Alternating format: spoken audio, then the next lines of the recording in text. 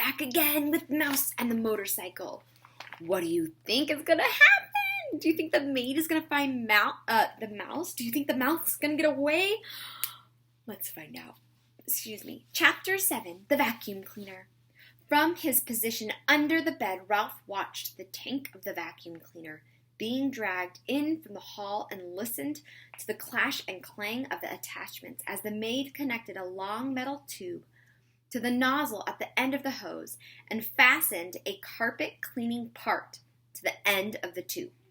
He heard her humming to herself as she plugged in the deadly machine and began to work it back and forth across the carpet. And here is an illustration of the vacuum. It's nice. She's so happy, thought Ralph bitterly, as he watched the hungry machine devour dust and lint that lay in its path. The maid's feet in white sneakers moved across the room until, without bothering to bend down to see where she was cleaning, she shuffled the attachment under the bed. It slid closer and closer to Ralph. To be on the safe side, he pushed the motorcycle further from the reach of the machine, but he dared not take his eyes off the attachment for even an instant. He shuddered as he watched it gobble a dust mouse, but even as he shuddered, he was fascinated by the power of that motor.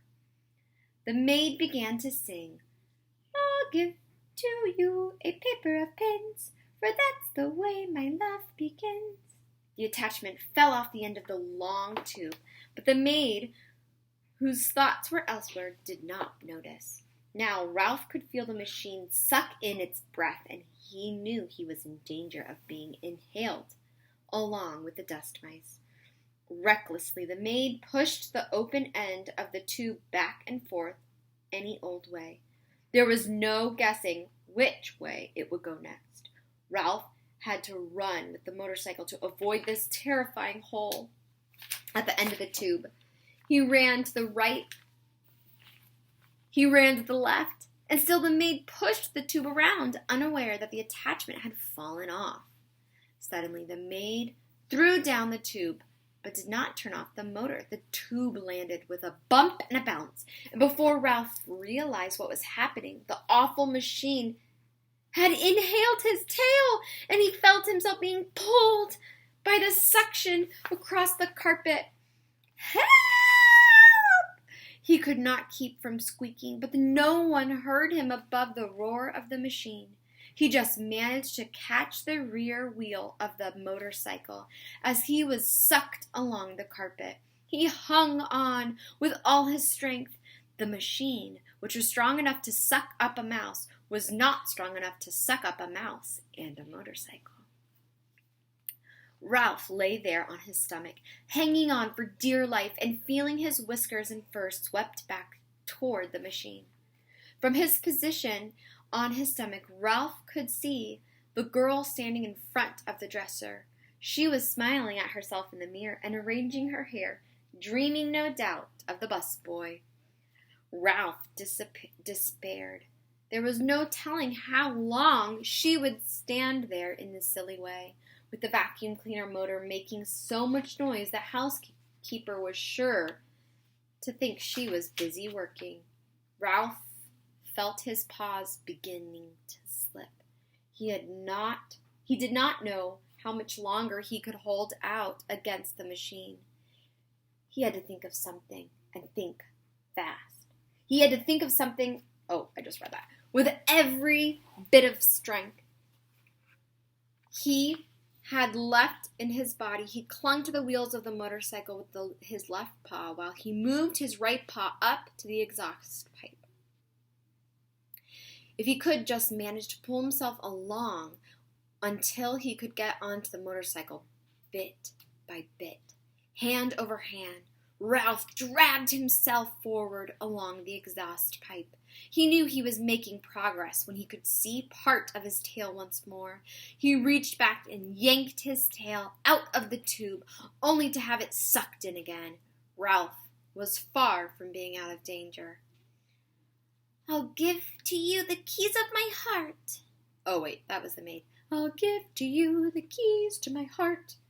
the maid sang to herself before the mirror, now pulling her hair behind her ears, oblivious to the desperate struggle under the bed. Once Ralph's paws slipped from the exhaust pipe, and he thought he was a goner until he caught the rear wheel in time to save himself. Slowly, he moved forward until his tail was free. Things were easier when he could brace his hind feet against the spokes of the rear wheel.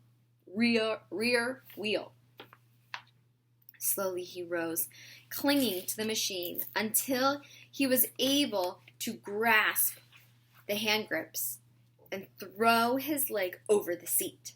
Ralph felt considerably safer sitting on the motorcycle, and very much pleased himself for having outwitted the vacuum cleaner.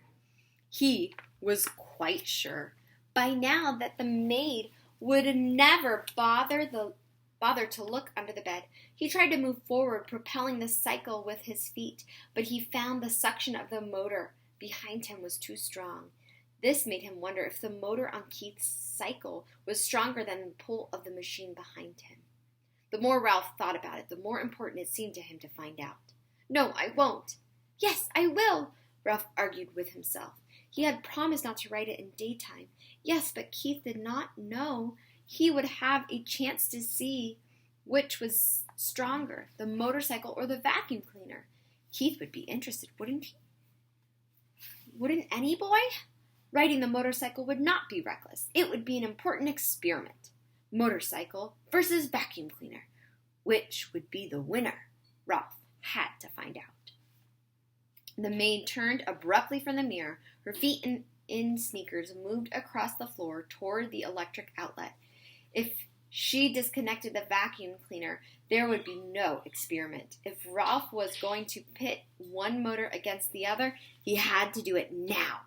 He would never have another chance. Ralph picked up his tail and started the motor. Without taking time to let it warm up, he gunned it with all the breath he could inhale. The motorcycle got off to a faster start than Ralph expected, so fast that Ralph lost control. He shot out from under the bed just as the vacuum cleaner died with a long, drawn-out groan.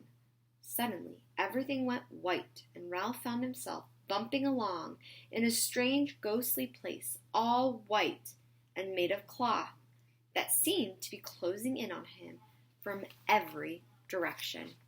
Ralph had ridden straight into a pillowcase thrown on the heap of laundry the maid had dropped on the floor, and that the opening of the pillowcase had fallen shut behind him.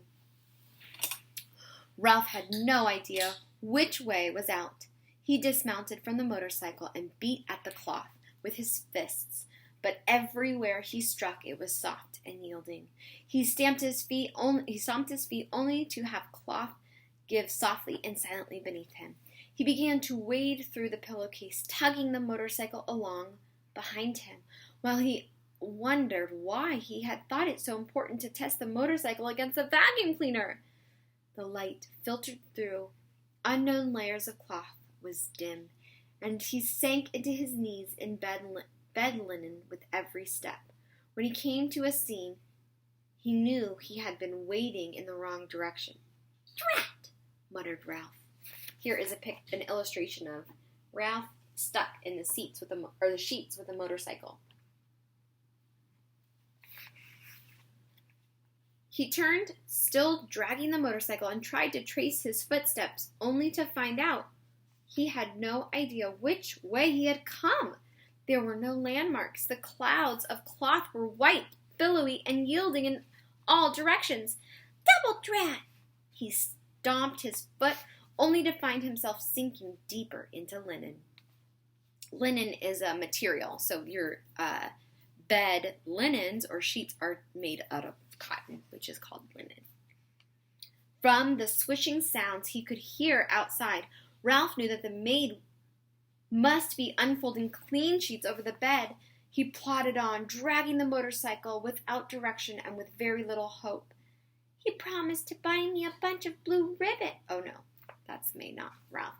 "He promised to buy me a bunch of blue ribbons to tie up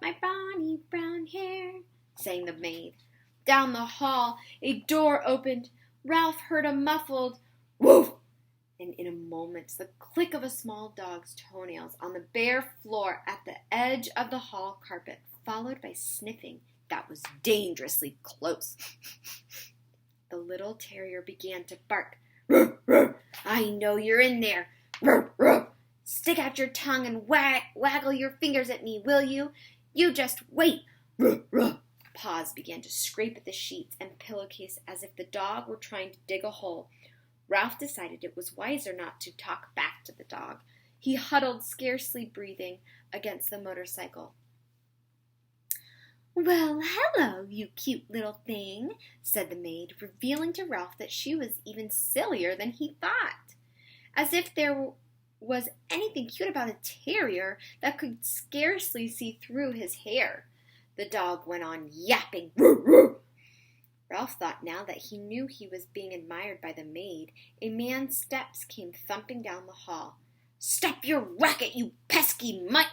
The owner's voice, and Ralph knew when the bark suddenly came from above him that the dog had been snatched up. "Let me down and I'll dig him out." "Let me down for 1 minute and I'll show you," yapped the dog. Suddenly Ralph felt himself being tumbled about in the pillowcase. He did not even have to think what to do. He automatically grabbed for the motorcycle and held on with all his strength. Even though he had been tipped upside down with his feet in the air, Ralph knew he was being lifted up inside a bundle of bed linen and carried down the hall. He lay still, his front paws locked around the front wheel of the motorcycle, waiting to see what would happen next. The maid walked a short distance to what Ralph judged to be the linen room, and there she had dumped an armload of bedding before she went off to clean another room. Ralph was deep in the hamper with no light. These sheets and pillowcases were on their way to the laundry, and since he had no wish to be laundered any more than he had wished to be thrown out with the trash, there was only one thing for him to do: start chewing. Ralph ripped into a pillowcase with his sharp teeth, and in no time he had made a ragged hole which he crawled through. Then he tried to pull the motorcycle after him. He discovered the hole was too small. He had to stop and chew it bigger before he could pull the machine out with him. Ralph chewed through another layer of cloth, and then another as he worked his way upward, each time enlarging the hole for the motorcycle. His jaws began to ache, and still another layer of cloth lay ahead, this time a damp bath towel, which would make slow chewing. Ralph forced to make a decision. Did he want to save his life, or did he want to be carried off to the laundry with the motorcycle? There was only one answer. He wanted to save his life. He must abandon the motorcycle. With aching jaws, Ralph chewed onward and upward, moving faster now that he was making mouse-sized holes instead of motorcycle-sized holes. Here is a good image of him chewing his holes into the linen. With his cute little head peeking out. The bath towel had left an unpleasant furry taste in his mouth. Gradually, light began to filter through the cloth until finally, when Ralph thought he could not force his jaw to close on any more mouthful of fiber, he emerged into daylight at the top of the hamper. "Phew!" Ralph gasped, rubbing his aching jaws and wading across the sheets to the edge of the hamper. He leaped lightly to the floor and hugging the baseboard, scurried down the hall to room 215, where he flattened himself and squeezed under the door. Safe, but exhausted and filled with remorse at the loss of Keith's motorcycle, Ralph dragged himself off to the mouse hole to catch up on sleep. On the sleep he should have had that day. And we have left off on chapter 8. Let's see. I'm going to keep going. A family reunion. The next thing Ralph knew, His mother was shaking him by the shoulder. Wake up! Wake up! Ralph, wake up! Room service has brought us another meal. Room service? Ralph rubbed his eyes, not believing what he had heard. Room service has brought our dinner? Yes, a real feast. A whole blueberry muffin and a chocolate chip cookie, said Ralph's mother. Get up! We are having a family reunion. It all came back to Ralph. Oh, room service, he said, understanding at last. You mean the boy, Keith? He is room service to me. Ralph's mother sounded happy and carefree. Ralph sat up. Already his aunts and uncles and many squeaky cousins were arriving by the secret paths in the space between the walls. It was a long time since anyone had enough food for a family reunion, and there was rejoicing in the mouse nest for everyone but Ralph. He was thinking of the motorcycle he had lost and the promise he had broken. He had a dull, heavy feeling in the pit of his stomach, and he did not feel like celebrating.